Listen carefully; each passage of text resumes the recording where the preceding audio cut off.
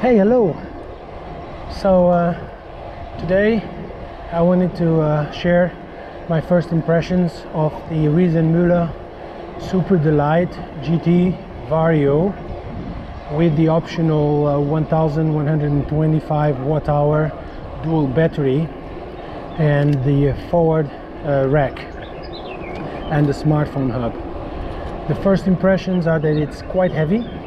It weighs 37 kilograms. The batteries themselves weigh 7 kilos. So even without the batteries, the bike is in itself quite heavy. So it would be 30 kilos with the forward rack and the rear rack.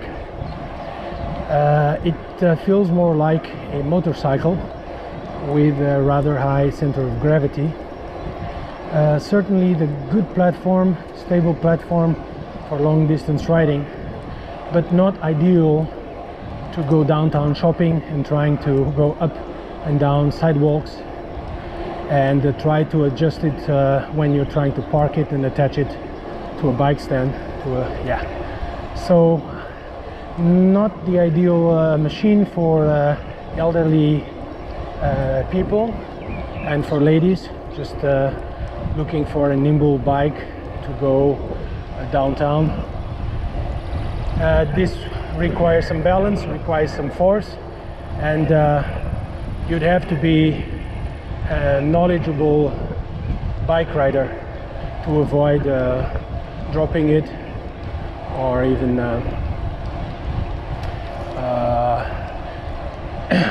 being prudent about the braking distances and braking while turning and all that.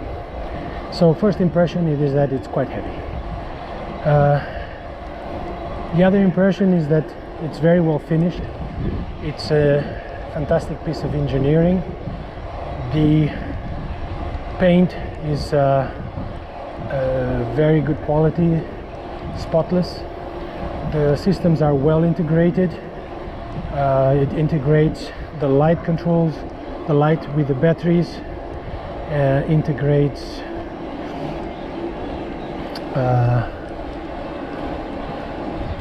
what else? The water bottles onto the frame attachment points. It integrates the two racks attached to the frame, which then benefit from the suspension. It integrates the two batteries in the frame itself, in the bottom tube and then the diagonal tube. It integrates your telephone with your head unit via the smartphone app quite well. You have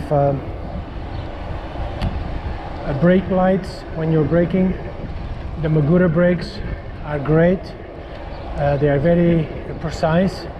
The lever travel is sufficient. You have when you're braking, a very good control over the braking power. There is no rattling, there is no noises, except maybe for the kickstand, which you can hear rattle when you go through rough surfaces. Like now, there you go, you could hear it rattle a little bit. The suspension itself is the SR Contour 100mm that comes standard with the GT options, and it's the appropriate suspension for this bike in my opinion. I was curious about it because I know the Fox suspension is rather good. I have it on another bike with 140mm travel, and I did not want to spend the extra money. It's about 600 euros to have the Fox suspension. I was curious about the SR Contour. I must say it has all the adjustments of the Fox suspension.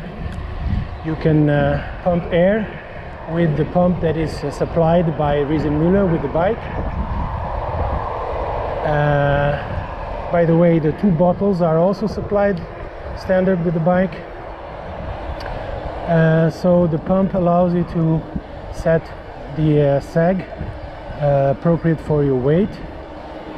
and then you can adjust on both the fork and the rear shock the rebound and compression settings. On the rear shock you can set compression fully open or fully closed, that's all, but you can turn the knob with a certain amount of clicks to adjust correctly the rebound settings, and which I did. Initially when I was pedaling there was a little bit of pedal bob, and so I turned the rebound a couple of clicks in one direction and then it stopped, and now it's perfect. The same thing can be said for the forward fork. You can very quickly reach to adjust the compression settings. It's variable, how can I say, without steps, between lockout and fully open. And then at the bottom you have a knob to set the rebound settings. A word about the transmission. It's the Enviolo Vario 380. As the name says, it has 380% of gear range, which is not a lot compared to the roll-off or the pinion or even the 12-speed Shimano that usually have over 520% of gear range. But it's quite sufficient for the use that I intend for this bike, which is bike pack touring on bicycle paths with not much undulation, not steep climbs. And the Enviolo has a bias towards high speed, meaning that if you're going flat or downhill, you will be able to accompany the speed with the pedal. But if you're going uphill, then you quickly run out of pedaling range. It will become quickly very low RPM grinding, and the thing you can do to compensate for that disadvantage is to increase the support level from the motor. Since we're talking about the motor, it's the new Bosch 2020 Performance Line CX. The modes have been a little bit tweaked by Bosch for the 2020 generation, and for instance tour mode starts with 140% assistance instead of just 120 with the previous generation, and makes it perfect for this bike. The tour mode is the ideal amount of power to operate this bike on this kind of paths. Then you have the next level up is sport mode, and I do repeat, sport. This bike does not have EMTB mode because it's not a mountain bike, so they have kept the sport mode. And then on top of the sport you have the turbo mode, which brings you up to, if I'm not mistaken, it's 340% assistance. Gives you the full power of the motor, and a good amount of assistance if you're going uphill, steep climb, and you need to maintain your pedal cadence to compensate for that gear defect, let's say, not defect, but yeah, of the Enviolo. In my opinion, the Enviolo control is very precise, and in my opinion it's counterintuitive, but you get used to it after a while. And I say it's counterintuitive because I would think if you want to go forward faster, you turn the knob forward to go faster, and it's the opposite. So I guess it's more like a motorcycle mentality where you would twist backwards the knob in order to go fast. and it's a CVT transmission, continuous variable transmission. There's no steps.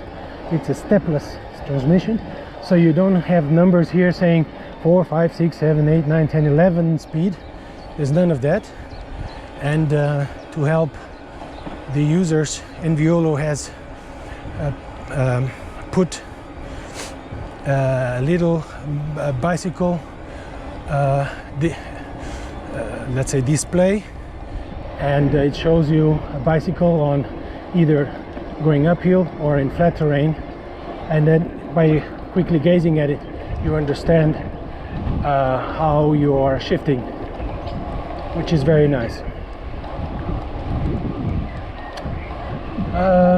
Yeah, so overall my first impressions are quite good about this bike.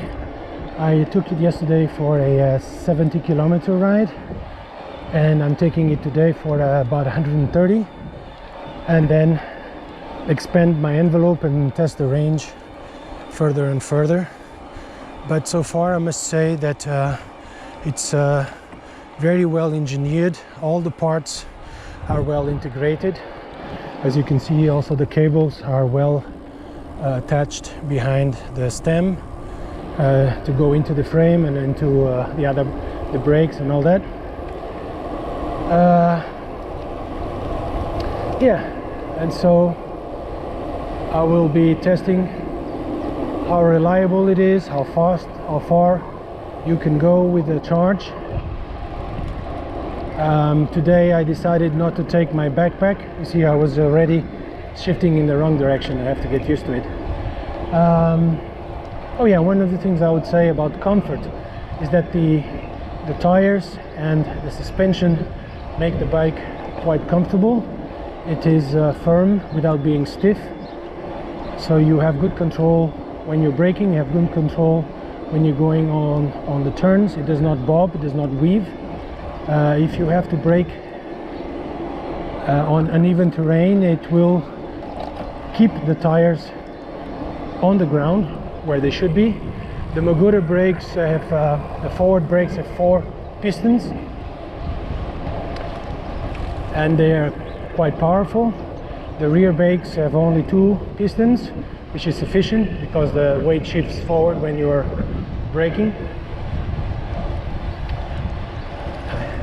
The handles are quite large, as you can see, so you have a good surface to place your hand on, and you will not be pressuring your ulnar nerve. Your hands will not go stiff or tingly as quickly. You still have to move them around a little bit, but less than if you'd have just round grips. The right grip is a bit shorter to allow for the shifter, and the left grip is a bit larger, wider, because there's no shifter there, and all the controls are properly in hand. The lights, the bell, the control for the power, and so on.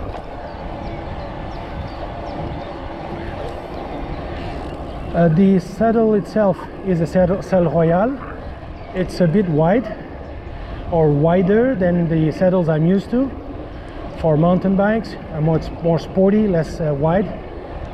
It's not as comfortable as I would have imagined.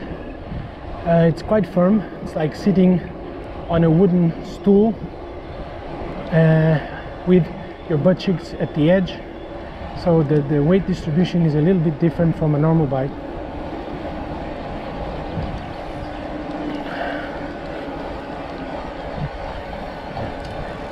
And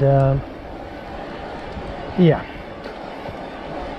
not as comfortable as, for instance, another bike I own that has a little bit of gel on top, so it distributes the weight a bit differently.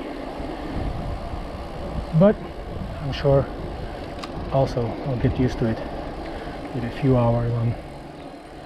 Alright, here we are across the street, and I'm going to take a picture of that, so I'll talk to you later.